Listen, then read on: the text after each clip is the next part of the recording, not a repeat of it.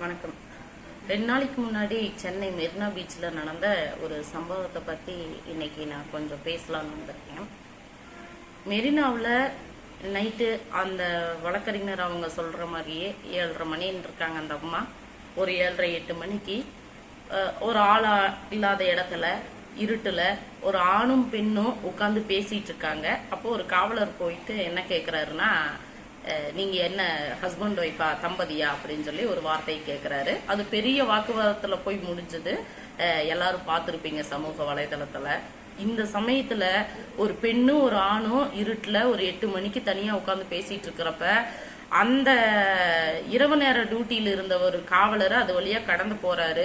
அவரு பாக்குல கடந்து போயிருந்தாரு அப்படின்னு சொல்லி சொன்னா, போன கொஞ்ச நேரத்துல அந்த அம்மாவுக்கு ஒரு செயின் பறிப்போ அல்லது வேற ஏதாவது ஒரு அசம்பாவிதம் அந்த இடத்துல நடந்திருந்ததுன்னா உடனே அந்த காவலர் பணியிட நீக்கம் செய்யக்கூடிய அளவுக்கு இந்த அரசு போயிருக்கும்.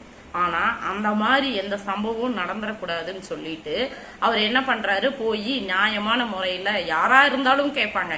இன்னைக்கு ஒரு ஆணும் ஒரு பெண்ணும் தனியா உட்காந்து பேசிட்டு இருக்காங்க அப்படின்னு சொல்லி சொன்னா, ஒரு கணவன் மனைவியோ அல்லது அண்ணன் தங்கச்சியோ இந்த மாதிரி முறையில தான் கேட்பாங்க. அவர் எடுத்ததையும் கேட்டது என்ன வார்த்தை கேட்டாருன்னா, நீங்க யாரு, எதுக்கு இங்க உட்காந்துருக்கீங்க, இந்நேரத்துக்கு பாதுகாப்பு இல்லாம இருக்கு, நீங்க என்ன தம்பதியான்னு கேட்டிருக்காரு.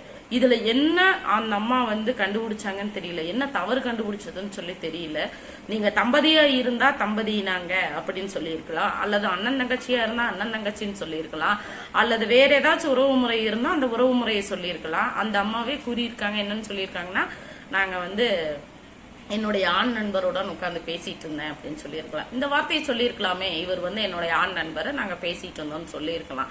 அதை விட்டுட்டு காவலர் ஏதோ தவறு பண்ணன மாதிரியும் அவரை கிராஸ் கேள்வி கேட்டு இவங்களே தன்னுடைய சுய லாபத்துக்காக ஒரு வீடியோ எடுத்து அதை நைட்டோட நைட்டா பெரிய இது பண்ணி இரவுக்குள்ள பாத்தீங்கன்னா காலையில அந்த காவலர் பணியிட மாற்றம் செய்யக்கூடிய அளவுக்கு போயிருச்சு. அடுத்த நாள் அவங்க ஒரு வீடியோன்னு ஒரு இது கொடுக்குறாங்க. என்ன கொடுக்குறாங்க, பேட்டி கொடுக்குறாங்க. எல்லா நிருபர்களும் எல்லா ஊடகங்களுடைய மைக்குகளும் அந்த இடத்துல இருக்குது.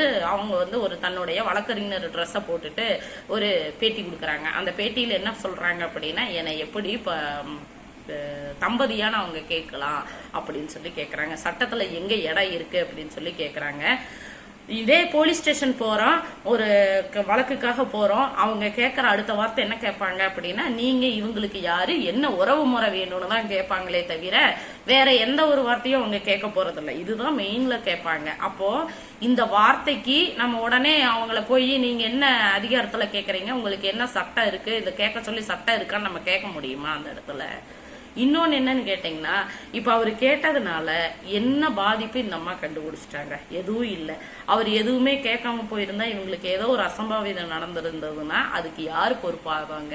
இன்னைக்கு தமிழ்நாட்டுல எடுத்துக்கிட்டீங்கன்னா காலையில கண்ணு முழிச்சு பேப்பரோ அல்லது நம்மளுடைய போனோ பார்த்தோம்னா வரக்கூடிய முதல் செய்தி என்னன்னு கேட்டீங்கன்னா, பாலியல் பலாத்காரம், இத்தனை வயது பெண் இத்தனை வயது நபரால் கற்பழிக்கப்பட்டார் அல்லது பாலியல் பலாத்காரம் செய்யப்பட்டார். இந்த மாதிரி தான் நியூஸ் வந்துகிட்டு இருக்குது. அப்போ பாதுகாப்பு இல்லாத தமிழகமா மாறிக்கிட்டு இருக்கிற இந்த சூழ்நிலையில இந்த காவலர் மாதிரி ஒரு சில நல்ல உள்ளங்கள் பெண்களுக்கு பாதுகாப்பு தர்றதுக்காக ஒரு சில விசாரணைக்கு அவங்க கேட்கறாங்க. அதுக்கு நம்ம ஒத்துழைக்கல அப்படின்னு சொல்லி சொன்னா எதை நோக்கி பயணிக்குது இந்த தமிழ்நாடுன்னு எனக்கு தெரியல. பெண்கள் நம்ம தான் நம்மளுக்கு பாதுகாப்பா இருக்கணும்னு சொல்லிட்டு இருக்கிற இந்த சமுதாயத்துல போயிட்டு இவங்களை கேள்வியே கேட்க கூடாது அப்படின்னு சொல்லி சொன்னா அது என்ன நியாயம்? அப்போ கேள்வி கேட்க கூடாத இடத்துல நீங்க இருந்திருக்கணும். ஒரு ஹோட்டல்லயோ அல்லது உங்களுடைய வீட்டிலயோ இருக்கிறப்ப காவலர் அந்த கேள்வியை கேட்டிருக்க மாட்டாரு. நீங்க பொதுவெளியில ஒரு இருட்டுல உட்கார்ந்து இருக்கிறீங்க, உங்களுக்கு பாதுகாப்பு தர்றதுக்காக அந்த காவலர் கேட்கிறாரு அந்த கேள்விய. அதையும் கேட்க கூடாது அப்படின்னு சொல்லி சொல்றீங்க. சட்டத்துல இடம் இருக்கான்னு கேக்குறீங்க. சரி, அதையவே நான் உங்ககிட்ட கேக்குறேன். ஒருத்தர் தம்பதியான்னு கேக்குறக்கு எந்த சட்டத்துல இடம் இல்லைன்னு நீங்க சொல்றீங்க, ஏன் எந்த சட்டத்துல இடம் இருக்க கூடாதுன்னு நான் கேக்குறேன். நான் என்ன தவறு அதுல நீங்க கண்டுபிடிச்சிட்டீங்க? ஒண்ணு. ரெண்டாவது, உங்களுடைய அந்த அம்மாவுடைய வீடியோ ஒண்ணு நான் இப்ப பார்த்தேன். ஒரு ஏதோ ஒரு கிளப்லயோ அல்லது ஏதோ ஒரு சாலையில டான்ஸ் ஆடிட்டு இருக்காங்க. அந்த டான்ஸை கூட நான் நல்லா பார்த்துட்டு தான் இருந்தோம். நிறைய பேர் அதில் பதிவு பண்ணிட்டு இருக்கிறாங்க. அந்த டான்ஸ்ல வந்து நீங்க ஆடுற ஆட்டமும் நீங்க போடுற எல்லா விதமும் பார்த்துக்கிட்டு தான் இருக்கிறோம்.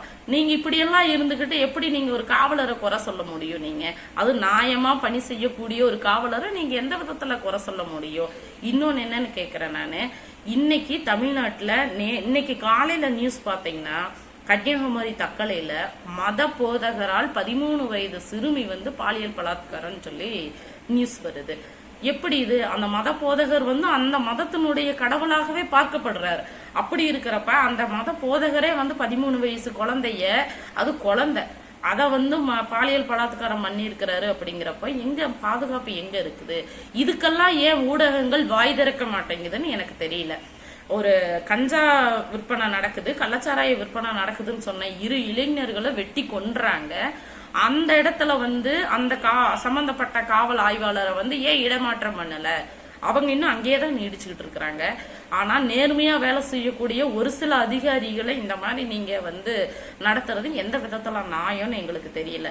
இந்த அம்மா கொடுத்த பேட்டியை பாக்குறப்ப அத்தனை பேரும் குறைஞ்சது பாத்தீங்கன்னா அந்த இதுல நான் பார்த்தேன் 99% இந்த அம்மாவுக்கு ஆதரவை யாருமே பதிவு பண்ணல. எல்லாருமே இந்த அம்மாவுக்கு எதிராக தான் தன்னுடைய கருத்துக்களை பதிவு பண்ணியிருந்தாங்க. ஏன் நல்ல நல்ல கருத்துக்களை யாரோ ஒருத்தர் சொல்லியிருக்கலாம்ல? யாருமே சொல்லல. அதுல என்ன தவறு? தம்பதியான்னு கேட்டது என்ன தவறு அப்படின்னு தான் கேட்டிருக்காங்களே தவிர யாருமே வந்து நீங்க சொல்றது சரிமா அப்படின்னு சொல்லி யாருமே சொல்ல கிடையாது. இனிமேலாவது தயவு செய்து வேலை செய்யக்கூடிய ஒரு சில நல்ல அதிகாரிகளை நீங்க வந்து இடமாற்றம், பணியிட நீக்கம் இந்த மாதிரி பண்ணாம அவர்களை ஊக்குவீங்க. அந்த காவலர் மன ரீதியா எவ்வளவு பாதிப்படைஞ்சிருப்பாரு. கடந்து போயிருந்தாலும் போயிருந்திருக்கலாம். ஆனா கடந்து போனா கூட விட்டுருவீங்களா? அவர் கடந்து போனதுக்கு அப்புறம் அந்த பெண்ணுக்கு ஏதாச்சும் ஒரு அசம்பாவிதம் ஆயிருந்தா அது பணியிட நீக்கம் போயிருக்கும். இவருதான் இந்த யார் இருந்தா அந்த டியூட்டி அப்படின்னு பாப்பீங்க. அப்ப இவருதான் வரும். உடனே அவரை பணியிட நீக்கம் பண்ணுவீங்க. ஐயா, நல்லா வேலை செஞ்சாலும் பிரச்சனை, இந்த இடத்துல நல்லா வேலை செய்யலினாலும் பிரச்சனை. இந்த ஆட்சியில வந்து காவல்துறை வந்து எப்படி இருக்குன்னா தலையாற்ற பொம்மையை விட மோசமா வச்சிருக்காங்க இந்த ஆட்சியில காவல்துறை. நேர்மையான கண்ணியமான அதிகாரிகள் நிறைய பேர் இருக்காங்க. நிறைய பேர் தன்னுடைய கடமைகளை சரியாக செய்யற அதிகாரிகள் இருக்காங்க. அவங்களுக்கெல்லாம் இந்த ஆட்சியில வந்து பாதுகாப்பே இல்லாம இருந்துட்டு இருக்குது. முக்கியமா பாத்தீங்கன்னா பெண்களுக்கு ரொம்பவே பாதுகாப்பு இல்லை. இதுல வேற முதல்வர் சொல்றாரு என்னை எல்லாம் அப்பான்னு அழைக்கிறாங்க அப்படின்னு சொல்லி சொல்றாரு. எந்த விதத்துல தன்னை அப்பான்னு அழைக்கிறாங்கன்னு அவர் கொஞ்சம் விளக்கம் கொடுத்தாருன்னா பரவாயில்ல. ஏன்னா அப்பான்னு அழைக்கிறதுனுடைய வார்த்தையினுடைய உண்மைத்தன்மை என்னங்கறத அவர் நல்லா புரிஞ்சுக்கணும். அவர் குடும்பத்தை சார்ந்த உறுப்பினர்கள் அவர் அப்பான்னு அழைக்கிறதுல தவறே இல்லை, அழைக்கட்டும். ஏன்னா அவங்க குடும்பத்துக்கு அவங்க முழு பாதுகாப்பா இருக்கிறாரு. அதனால அவர் குடும்பத்தை சார்ந்த உறுப்பினர்கள் அவர் அப்பான்னு அழைக்கலாம். தமிழ்நாட்டுல இருக்கக்கூடிய பெண்கள் அப்பான்னு அழைக்கிறாங்க அப்படின்னு சொல்லி சொன்னா என்ன அர்த்தத்துல சொல்றாரு? எத்தனை பெண்கள் இன்னைக்கு தமிழ்நாட்டுல பாதிப்படைஞ்சிருக்கிறாங்க தெரியுங்களா? அது இந்த பாலியல் பிரச்சனையில இன்னும் வெளிவராத பிரச்சனைகள் எத்தனையோ இருக்குது. தன்னுடைய குடும்ப சூழ்நிலைக்காக, தன்னுடைய இதுக்காக எல்லாம் நிறைய பேர் இருந்துட்டு இருக்காங்க. அப்படி இருக்கிறப்ப இந்த அப்பான்னு அழைக்கிறதெல்லாம் வெறும் கட்டுக்கதையே தவிர உண்மையான அப்பா நல்லா யாருமே தமிழ்நாட்டுல அவர் அழைக்கிறது இல்லை. அதே போல ஊடகங்கள் வந்து இது மாதிரியான ஆட்களை ஊக்குவிப்பது சரியான்னு நீங்க கொஞ்சம் சுய பரிசோதனை பண்ணி பாருங்க.